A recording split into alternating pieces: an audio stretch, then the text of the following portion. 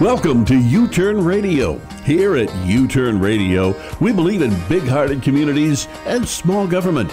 Join your hosts, NADIA RENNER, Tom Murphy, and Eric Steinman, as we work to put local governments on a diet and champion the charities that support your community. So come on, join us and let's turn it around. Welcome to youTurn Radio. Happy Thursday. We are back live and direct. Tom is joining us via telephone. Tom, you there? Glad to be here. All right, Tom, Eric, and today we have two special guests. We have DaRyn. DaRyn's usually here, but now she's in front of the mic once again. Welcome, DaRyn. Thank you. And we have a special guest, Chester Howard. Thank you for being with us today. Very well. Today we have a great show, a little different than what we usually do. We usually cover local politics here in the Inland Empire, and which brings us to what we do here, and we believe in big-hearted communities and small governments.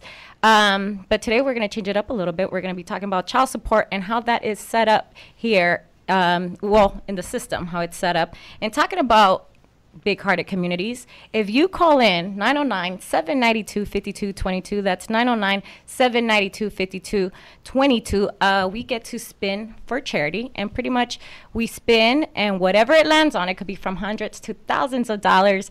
We donate that money to your favorite charity working here in the Inland Empire. Right, guys? Yeah. That'd work. How are we going to spin without Tom? Well, Tom is, like I said, via telephone, but I got the wheel right here. We came prepared today. So we have no way to verify that. You said what? We have no way to verify I'm delegated. I mean, if you want me to spin, I'll spin, but there's no spinner collars. on your phone? I do. Okay, you're the new spinner. So I will spin for that money, baby. Right. Let's jump into what we got going on today. How can I live after I pay child support? Today we dive into how the system is set up for parents that have to pay child support. I don't have kids, but I did do a lot of research on this stuff, and it's really interesting how the system is set up for people that have to pay child support. And that's where we bring in our guest today, Chester. Before we get into why Chester, I'll let you talk about Chester a little bit, Eric, because you know Chester better than me. Yeah, and Chester and I have worked together on and off over the last 20 or 30 years. In fact, we started when I had a big project to staff in Colorado, and I kept flying in and out of Ontario Airport to go over to Colorado and work. And the people we were working for over there kept saying, "We need more manpower. Can you get more people to work?" And I was getting in at 2 o'clock at night and renting a car at Thrifty Rent-A-Car in Ontario. And Chester was manning the counter at Thrifty Rent-A-Car with someone else. And I said, if they want manpower that bad, I just started asking the guys at Thrifty, if you want to come out and work for me, I'll pay you more than So you pretty much went asking anybody because you needed more manpower. Yeah, and so Chester and a couple other guys, Chris was one of them, came out and worked with us. And, we've worked on and off ever since then. But they did ban me from renting cars at Thrifty Rent-A-Car. I bet. Took all their employees. Their person. I was poaching their employees. So I got blackballed out of that. But I know Chester for a number of years, and I know him to be he's just a nice person, and he's nice to be around, and he can work, and I've seen him in his family situation, and he does care about his kids. He has certainly a different situation in that regard than me or most of us, but he's been part of their lives and helped them provide for their education and stuff over the time in difficult situations. And I've also been on the employer side of that, where there's the issues that keep coming up over the Chester can't get his whole paycheck because people are looking to take that money in terms of garnishments and whatnot, and I know that's created situations in our working relationship where Chester just couldn't continue doing his job because after they catch up and start taking all the money, then it's financially incapable for him to stay working where he's knows everyone, likes everyone, does a good job, and there has to be a change in that regard, which I don't think, just on that level, it doesn't really suit, the big picture of things to be forcing people out of their situations, you know, where they're at a level that taking half their checks puts them in a situation they can't really get by. So I know those are situations. I know other people get in a situation where it actually forces people into doing whatever they can to get cash, and oftentimes that'll land them in, you know, having be incarcerated, where our society then has to pay, you know, the latest statistics on that are $83,000 a year. And so not only are we not getting any money for child support, we're creating a liability of $83,000 a year by some of these policies. So I asked Chester to come, and we talked about this, thinking that just having an open conversation, which we can do, I think, with Chester as well as anyone, might shed some light on whether the policies we have in place right now are wise or not. And I also want to invite anybody that has gone through something like this and has to pay child support. You can definitely call in and let us know from your point of view at 909-792-5222. So Chester, I'm going to go in and talk about what I've learned from like how the child support thing happens, and by all means correct me if I'm wrong, because this is just the information that I got. But pretty much when it comes to child support, from my understanding and from the research that I've done, it depends on who the child is living with, Right. That kind of takes play, and also who spends the most time, and then also like the monthly income that comes from both parents. So pretty much that's how it's kind of more or less determined how much that child's going to get. Right. That's the way I understood it in the beginning, but it didn't level out that way. One child was getting like $700, and the other two was barely getting anything, and I didn't know how they felt like they needed to divide the money up that way. But I had to make sure everybody was whole, so it didn't matter if they took the money. It had to come from somewhere. So that just left me scrambling for. I had to work 2 and 3 jobs at a time. So I got through it, but they really made it rough. You know, they didn't come looking for me. I went to them. I volunteered and told them, look, you know, I have a child. I want to pay child support. I thought they would work with me. They told me they would work with me, but in the end, they wound up they would just take the money, and they didn't care if I was able to make it to work the next week or not. And a lot of times, often, I wasn't able to, so I was forced to quit. Well, before we get to that part, let's talk about when or how old were you when you had your first child? I was 27 years old, so I had already got a chance to do the nightlife thing, you know, so I was glad to be a proud father. So my first one was at 27, and I have 5 in all, with a questionable 6. She wound up not being my daughter, but they're taking the most child support for her, so I'm still fighting that one. Okay, let's go back to the first one. So you have the first one, and you were with the mother, or you weren't with your... I wasn't with the mother, and when I tried to pay child support, she denied me as being the father because she was just angry. Oh. She realized in the end she hurt herself and, you know, my son, you know, that wasn't good for neither one of them. Of course, I still took care of him outside of giving child support, but I just feel robbed because they're taking my money and giving it to a kid that's not mine instead of it going to the ones that are really mine. And it's when they take all my money, I have nothing to fight with. So right. But I mean, at 27 years old, that might be the way you've handled it better than other people. Because you've had some experience, had some jobs, right. You know, had a bank account, that type of stuff. What's your thoughts on people that are, you know, fathering a child at 17, 18, something like that? Ooh, how are they gonna really get by if the policy is immediately when they're trying to get started in life to start taking half their paycheck, all their money that's in a bank, which is my understanding of what happens. It'll be really rough for them because it forces them to move around from job to job. If you take everything a person. How long does it take for them to catch up with you? About 6 months? No, it only takes them like a month now. It used to take them about 6 months, but now it only takes them about a month. Sometimes, I know one time I worked for you, I was only working there a month and they had already caught up with me. So yeah. And I don't have a problem with it. It's just that when they take most of the money and leave nothing for me to make it back to work, it's, what are they really asking for? Counterproductive. I'm trying to work with them. I'm trying to do the right thing, but they make it near impossible. You got to have funds. You got to be able. You got to keep your hygiene up. You got to be able to keep a roof over your head. They were taking money that wasn't even mine.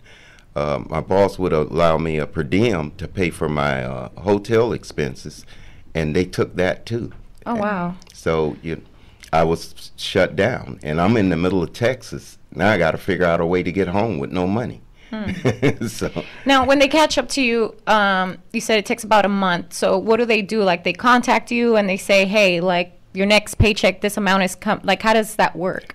The money gets taken first, and then you get a letter saying, hey, by the way, we took your money. So it's almost like a surprise, like you're doing your thing, You've working. committed to bills and whatnot. Right. All of a sudden you don't have the money to pay for them. Right. Because it's already taken out. Like, they take it out before they even tell you anything. So now I can only imagine for somebody that, like you said, that is way younger, to try to survive when they don't even have like a warning, like they're just taking their money. Right. And not just that, but depending on the case, also that kid has to like eat and stuff like that. Exactly. So how do you balance that out as a parent, and also saying like, well, I can't survive. How am I gonna keep paying child support? It's hard. I just had to. I would just get odd jobs, stuff that people might just need a hole dig or something like that. I'll take it and get paid, cash or whatever I can do to get by. And I just had a rough time doing it that way, but that was the only way I could do it, because like I say, you can't come home to some hungry kids Right. empty-handed. So I did the best I could, just doing odd jobs. I mean, it's challenging to find jobs so that pay you Yeah, cash. if you need, so obviously a cash job is much preferred in that situation, where if you get a check, they're going to take half of it. What is it, half of it? 60? They would take half. And then the taxes and the insurance would come out of my half, and that left me peanuts. So not enough to live on in a lot of those situations. So, but if you work for even less, but you're getting cash, then you're in a much better situation. And there's a whole economy built around people that are in this situation that need to get cash. Right. And those people don't contribute through taxes to all the stuff that taxes go for one thing. Right. And amongst the cash jobs that are out there, there's a good portion of them that aren't legal. So right. There you go with driving a lot of the incarceration rates and stuff like that. But even trying to find a cash job, that's, first of all, finding a job alone is hard. Yeah. Like, there's cash jobs. We're talking cash jobs for men. Right. Yeah. Well, but just in general, like just the job alone, the process of finding a job. Let's not even talk about like the cash part, but just finding a job. You can mow lawns. You can sell drugs. Those are the first two. I mean, come on. But how much money are you going to make mowing like the lawn, and whose lawn, and like you have to find customers. So like, you're quickly in your mind moving to the other alternatives. Right. You You don't get much, but anything is better than nothing. So you take what you can and keep it moving. That's all you can do. It's survival, and the struggle is real. So I understand how people, they try it, and then once they get caught up and they see that it's not working, I see why they they try to do work under the table, whatever, because it's survival. You got to survive. Yeah, and I can't. And you know, I had pretty good training and always got by in school pretty good. I can't envision when I started out, it was so tough to pay my bills and whatnot. If someone was taking half my paycheck, I would not be capable. I would have to go to the dark side. Right. Find something to do. Yeah. So, question: you have more than one child. I think you said five. Five. Yes. And a possible 6. Yes. Do you have child support coming out for all of them currently, or just? No, the first one, my oldest son was. I was denied. She said I wasn't the father, so I says, okay, well, we'll close the books. I got this stack of papers here. He comes to me and wonder why I didn't fight for him. I can show him that I did. You know, that was his mom's doing. Right. And she hates she done that today, of course. We still talk, and she's like, that was the stupidest thing she could have ever done. But she was just thinking selfishly. You know, we weren't together, and she... It does happen. Yeah, used the kid, you know, to win me over. But in the long run, I just want them to know that I care. I'm in their life, you know, I'm doing the best I can, and I don't want the same thing to happen for them. So I try to set example and be there. The end of it, we were talking about that coming over here, is now Chester is at the age where he can get Social Security. And, you know, it might have been to his benefit to wait to get Social Security and work a little while longer. He might have been able to do the stuff that he knows how to do very well and benefit society by working. But Social Security is a check that he can get. There's no, you know, they're not taking child support. His kids are growing up. That's passed. There's probably still some question of back child support. But, you know, he is... in a situation where he doesn't have to worry about that at this point. They can't squeeze blood out of a turnip. Yeah. If it's not there, it's not there. Right. I'm living below poverty right now, so the money's not there to be taken. I'm doing better now than I was when I was working. It's a shame. I mean, you have to get to 60 years old before you're not being before you're not being followed around with that. The other thing I'll point out is, like, at 27 years old, Chester was in a position to make intelligent choices and not end up, you know, doing something foolish that would get him in trouble with the law or something like that. Never. But I don't think that's necessarily, and he's made it by the whole time, and you know, that, you know, that's that. But I think that's not the situation of people that really haven't formed their own thoughts, that are young and 17, 18-year-old kids and whatnot. You know, they don't have the ability to make the best choices at that point in time, and they're being forced through this, you know, system. Call it deadbeat dads or whatever you want. Let's go get the child support. They're being forced into, where can I get the cash? That's going to be what's right in their mind most often. And let's talk about where that materializes. That, you know, you can see about this whole economy that revolves around it. If you go into certain parts of any city, you know, as I did and we did when we were building out these wireless systems, you know, you get into the places where on every street corner there's a payday loan, there's a title loan, there's a pawn shop, Cash America, that type of thing. And those are... you know, the only value add that those businesses have to society is, well, I don't think they have any value add, but they're basically letting people cash their check outside of the normal system and avoid, the reason for their existence, in my opinion, is generally to avoid these garnishment situations. Right. So but in return, they're charging exorbitant interest to people who are low income and whatnot. But they're for gouging. those people, it's a lot better deal than going through a normal thing, cashing your check regularly, trying to put the money in the bank and losing half of it and everything that's in the bank. So I did some research and I called a few places here in the Inland Empire, different places, and pretty much what they told me, it's depending on how much the check is, that's how much money they'll take these second party places where you can go cash your check, and it's from 2 to 3%.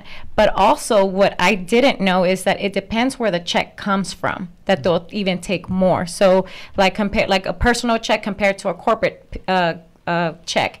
Depending on all those things, that's how much they're taking. So technically, you can't even rely on a full check that you've worked. Right. You worked for.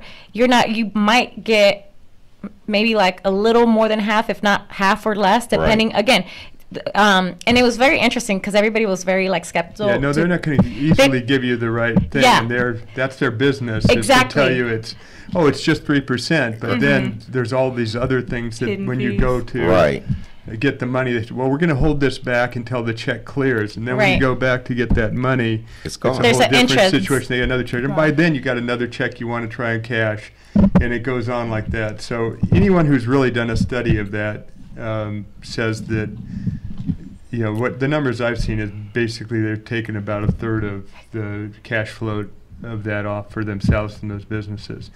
And I believe that to be true because I know how much it costs to operate the type of stores that they operate in the areas they operate in, because we were building cell phone stores very similar right next to them, and I know how much it costs to operate those stores.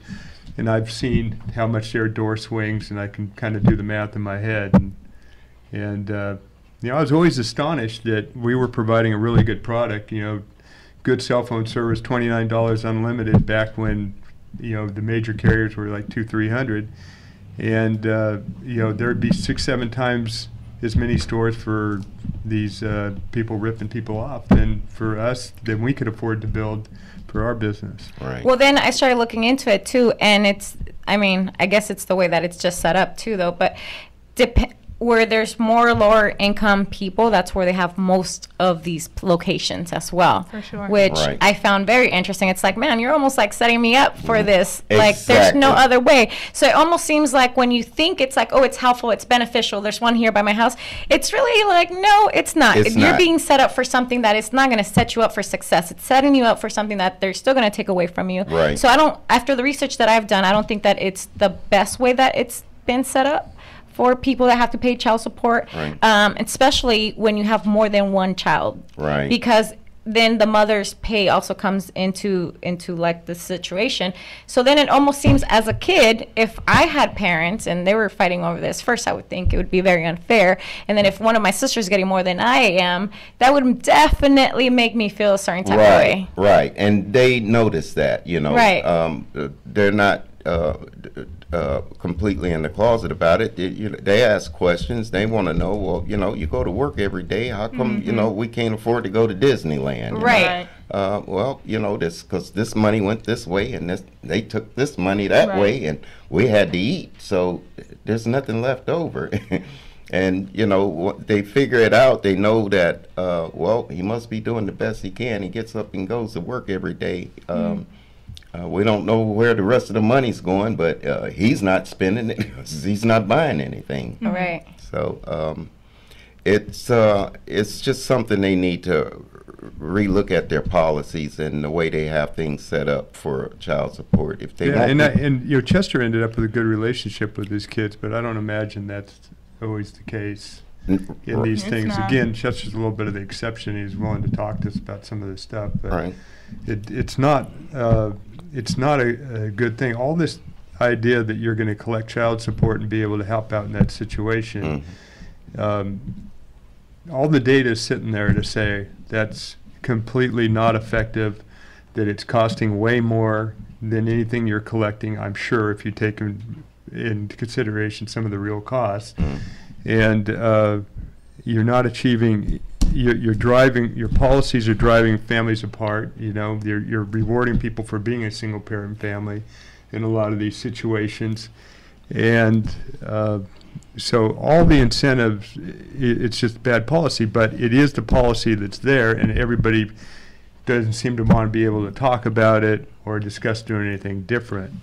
And that's what they should be doing. No, especially, let's say, younger people that are getting, if you're getting a check that's only minimum wage type check, everyone should understand you can't live on that. So if you're going to do a garnishment, why would you take half of that check and it's the same half check you're going to take from somebody who's well-established job making a whole lot of money. That's a good point. This person with a well-established job is going to pay that, and it's not going to impact them. You're going to get the money. You're not going to drive anyone into prison, anything like that.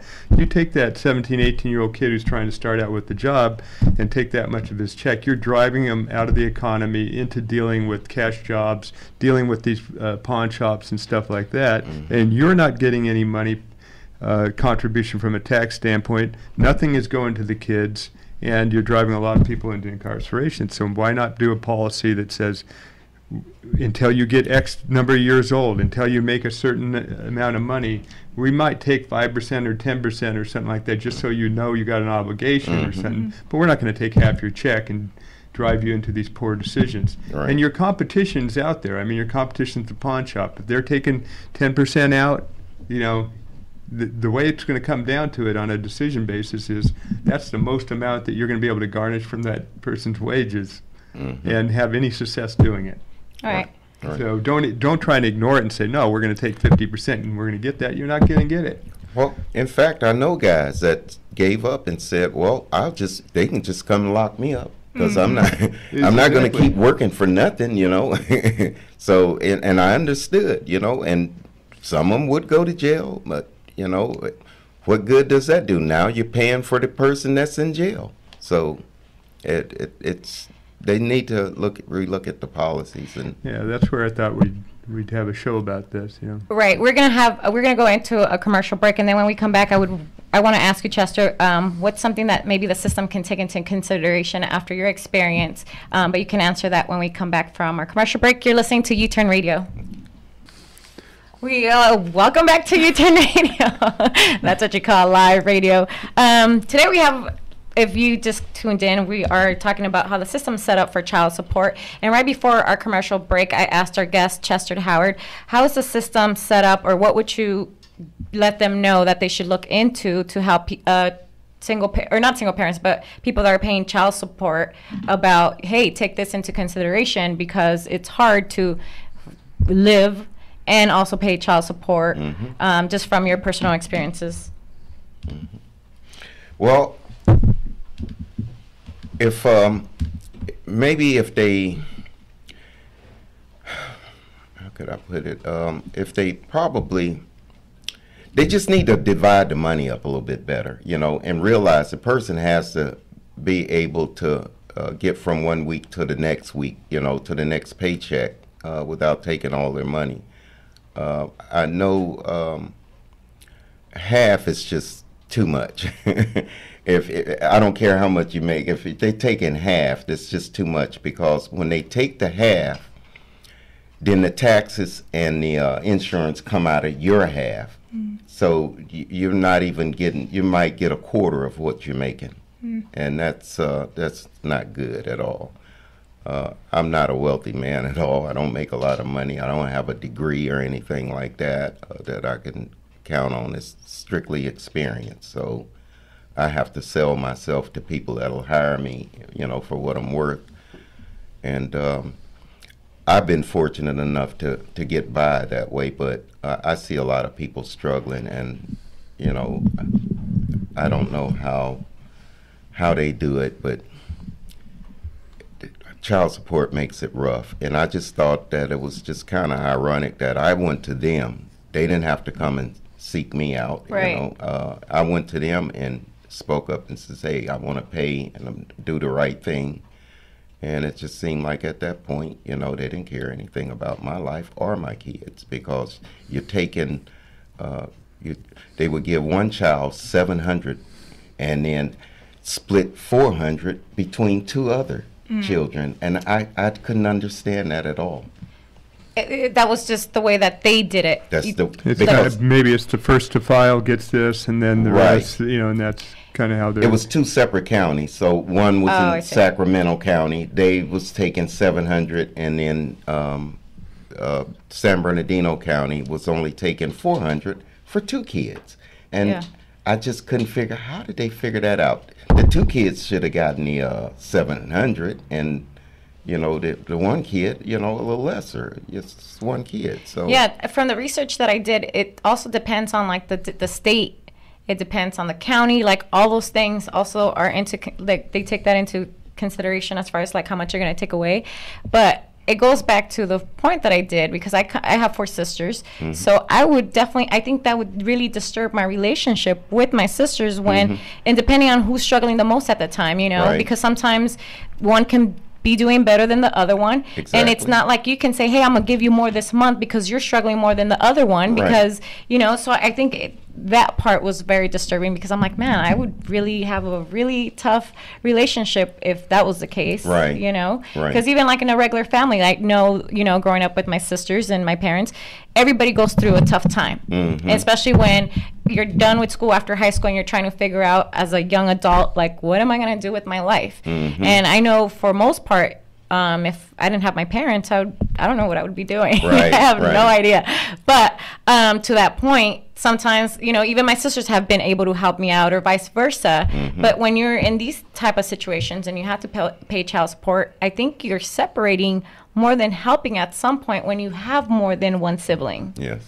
Yeah. Well, let's look at the other side of that too, Nadia, and that's the support that's provided from the government for single-parent families. Right. True. And the starting point of it normally is single-parent families.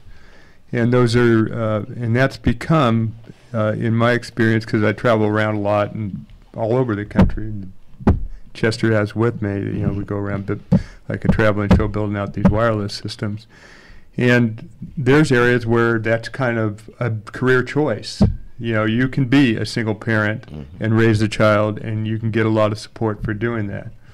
But the problem is, I think the support, and I'm not sure of this, it's just my suspicion, is based on being a single parent.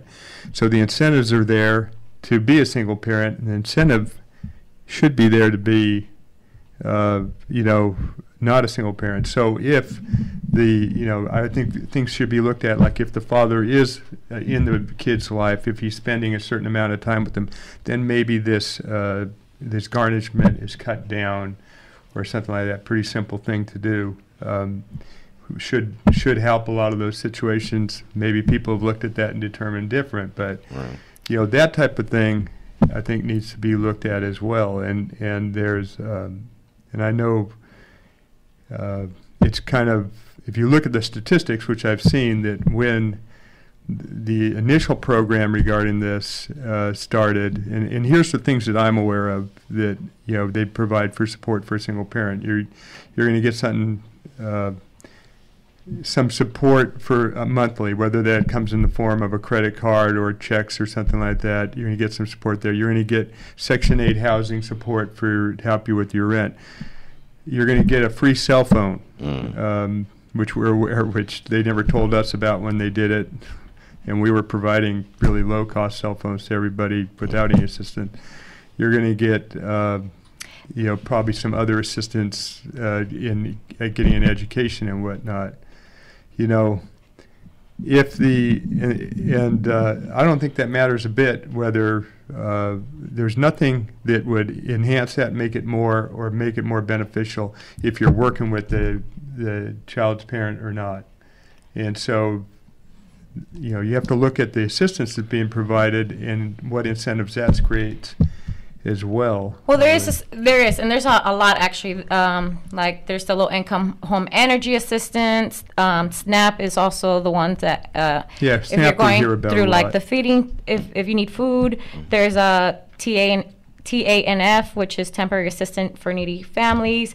There's the Head Start, which is also funded for child care programs, 0 to 5.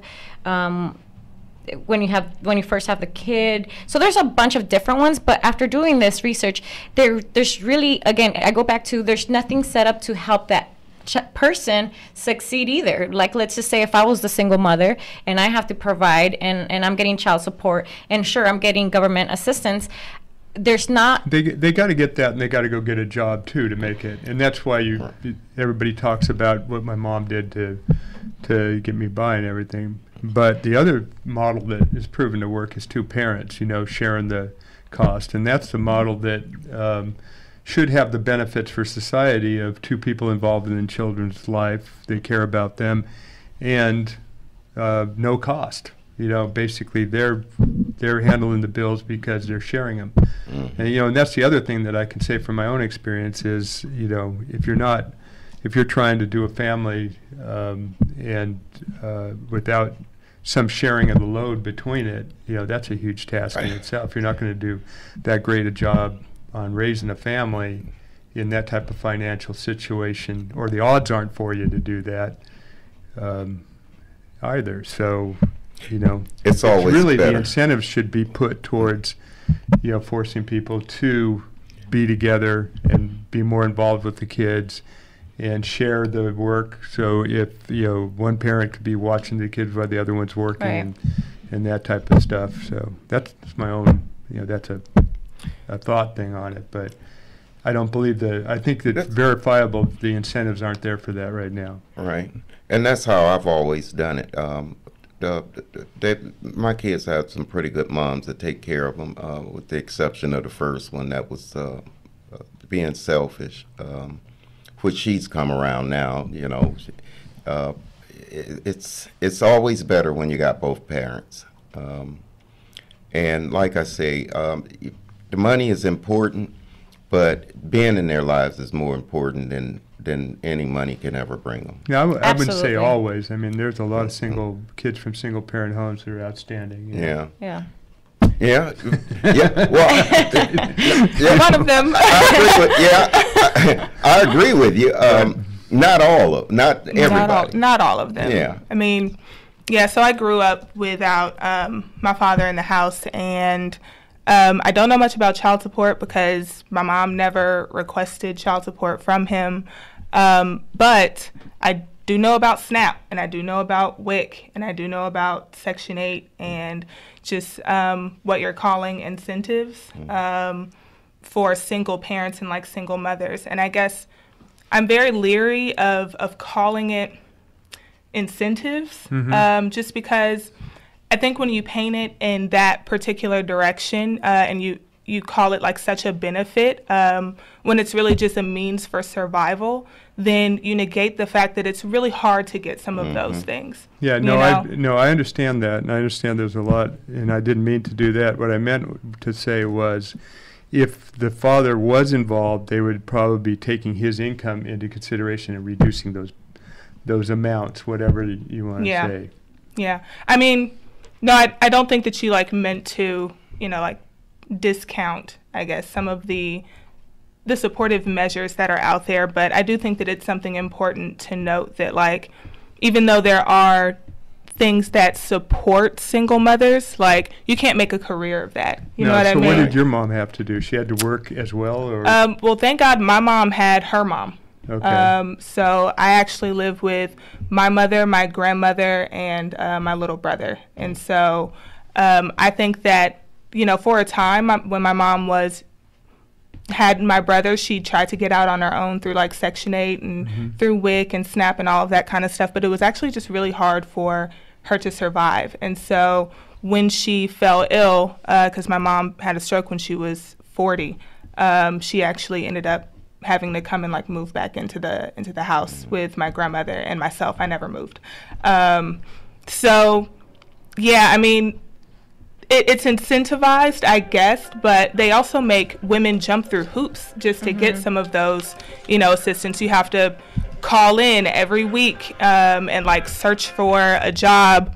Yeah, I think you have to apply for like 30 jobs or something crazy like that. Just just to qualify for unemployment or anything like that. I know that they keep a close eye on you as far as like SNAP and WIC is concerned. And, like 1 month we would get $400 for groceries. And then, depending on how my mom worked that week, the next month we would only get like $50 for groceries. Yeah, that's the incentives that I'm talking about is, the incentive should be to work because eventually that allows you to be more self-sufficient. But if you work, they're going to cut your other stuff. The same thing we heard with the homeless shelters when we had them on, that they do a good job and get the homeless people off the street, then their budget gets cut. Yeah.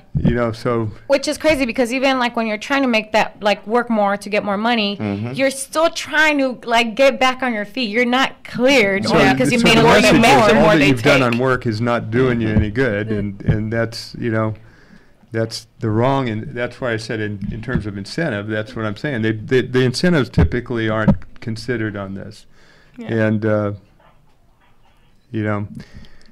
so that's, people have to live, and, that's not going to change. And, one way or another, they're going to find a way to do it. And I think the policies need to be done in a way that, you're going to get the best result at the least amount of hassle to anybody. And, just putting barriers out and calling people, deadbeat dads, and then going after them for this, and putting really labels on people, and then putting all those things like you have to apply for 30 jobs just to show that we're putting them through. Maybe there's some politician said, well, we're going to have something and put everybody to work or something, and so they go and put a policy like that in. All those things, you end up getting them in place, and then nobody talks about, are they effective? Is this working? Should we be changing this and whatnot? So I think the whole system that I've seen on this that ends up resulting in a whole underground economy and a lot of people being forced out of even being able to live in that economy needs serious thought, discussion, and be able to talk about it openly and say, this ain't working, we have to try something different. Yeah. I also think there aren't a lot of there isn't a lot of support for men and women who are separated trying to raise kids. So it's like you can get money if you're a single parent and the father isn't there, but the father doesn't get anything. He gets gouged, like you were describing.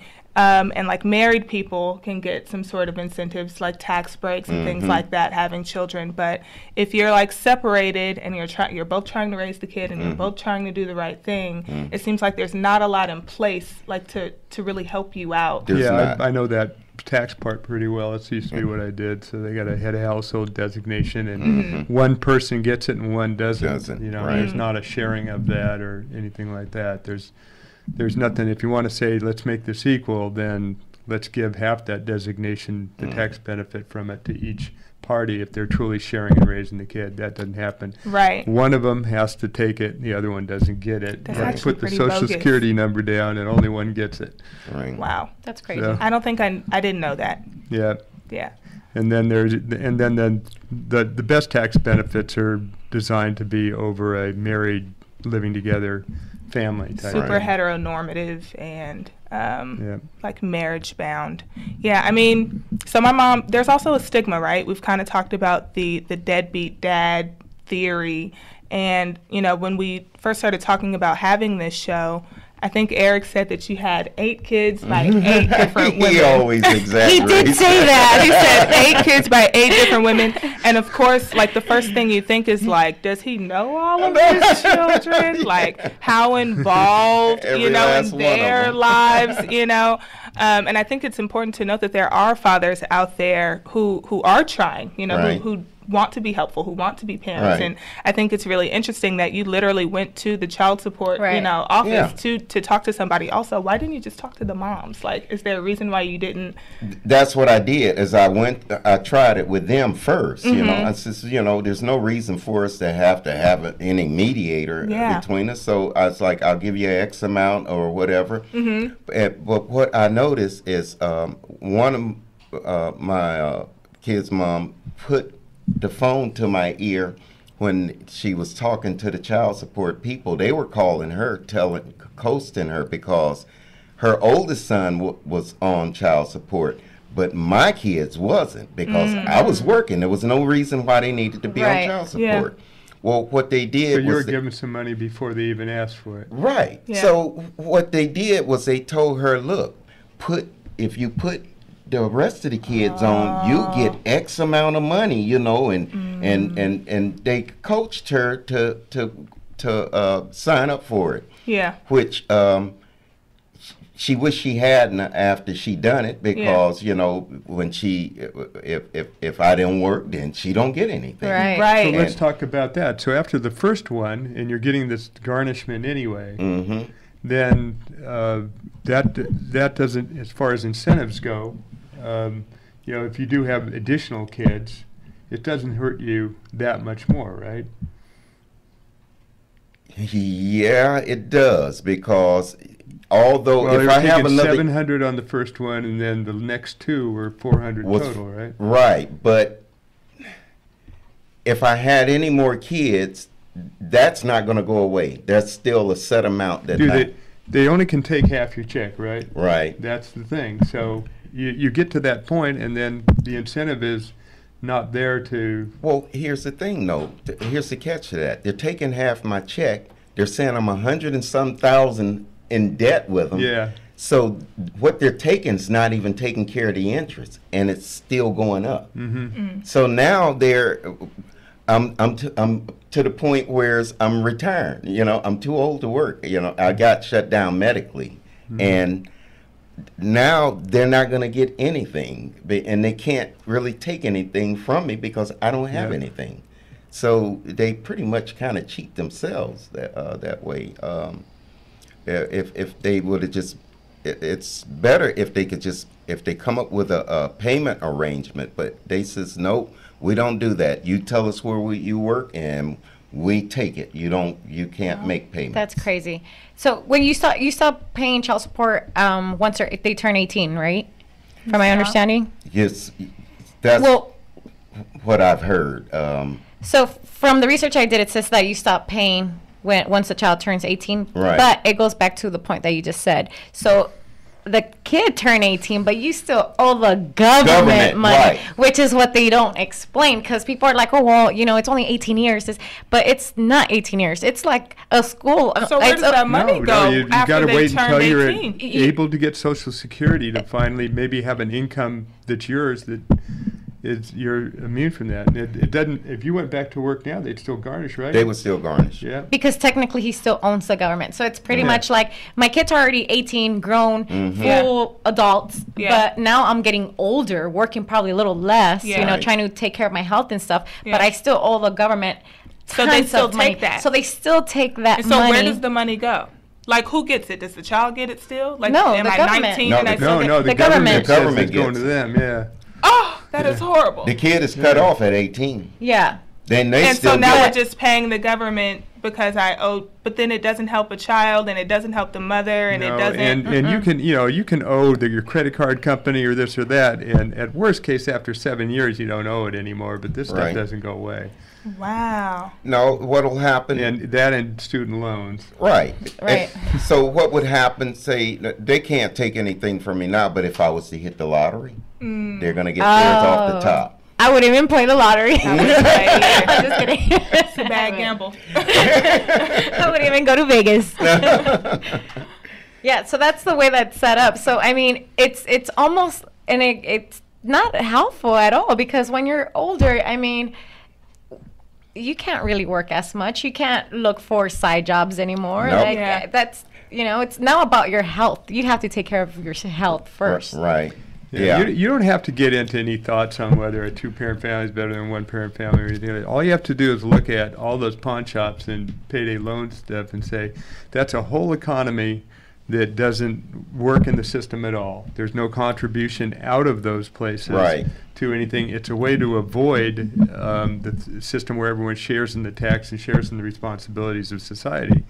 And it's forced on everybody, you know, and people get these opinions of people that, you know, deadbeat dads, that's a class of people that owe child support. But how much is any stereotype on that driven by the fact that anybody in that situation, because I know I would be, if Dolores and I didn't work our things out when we had our first kid out of wedlock, you know, if we didn't. How old were you, Eric?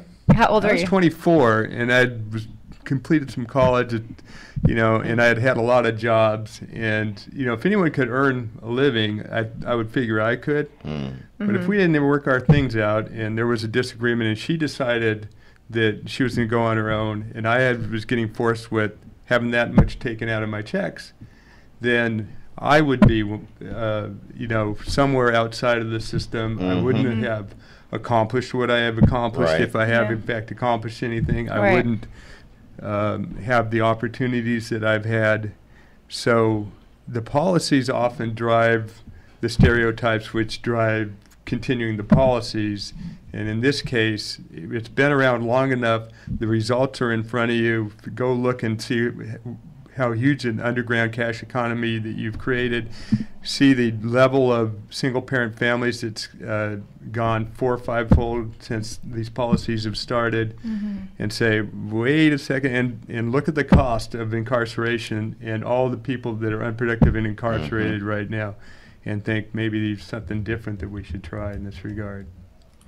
Yeah, I actually know men who have gone to jail for child support reasons, and it's not pretty. Like the relationship is forever severed, right? Or just maybe not severed, but it's strained for sure. And especially if you don't really understand how the policies can really hurt either one of the parents. So if you just sort of grow up knowing that, like, I have a father who, and I don't know, child support doesn't seem like that much, or none at all, or, whatever the case may be. And then, he's in jail and like, I don't know him very much. It really, it makes you think as a child. Like I grew up thinking that I had a father who didn't care about me, that didn't care about my well-being, or, didn't care about my mom's well-being afterward. In actuality, I think when you think about how the policies are set up against people, it makes it difficult to be as angry, with him. There's some other choices that he could have made in separate ways. Chester but has retained a relationship with his daughters throughout the whole, which I think is beautiful. Yeah, that's great. Well, I'm like this.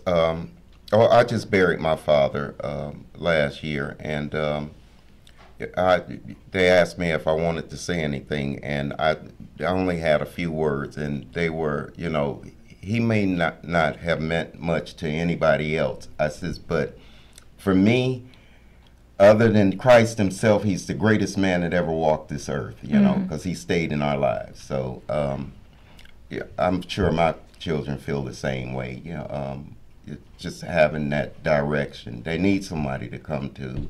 They're going to have questions. They're going to make mistakes. And it's just good to have that parent there to ask them. And I'm sure that's one of the things that you were missing, just some unanswered questions. Lots. Yeah. I think you have a great outlook, though, because I don't think that every kid would have that same understanding that you just shared. It took some time. Because there could be like a lot of angry kids. And like you said, most importantly, I really think it comes down to spending time with kids. It does. Your children. It's talking about time. They're giving us the cut signal. Yeah. Oh, really? Okay. Well, that was youTurn Radio. Sorry, guys. I thought I had 1 minute left. No countdown. I think our countdown's over. So thank you, everybody. Thank you, Chester. Thank you, DaRyn.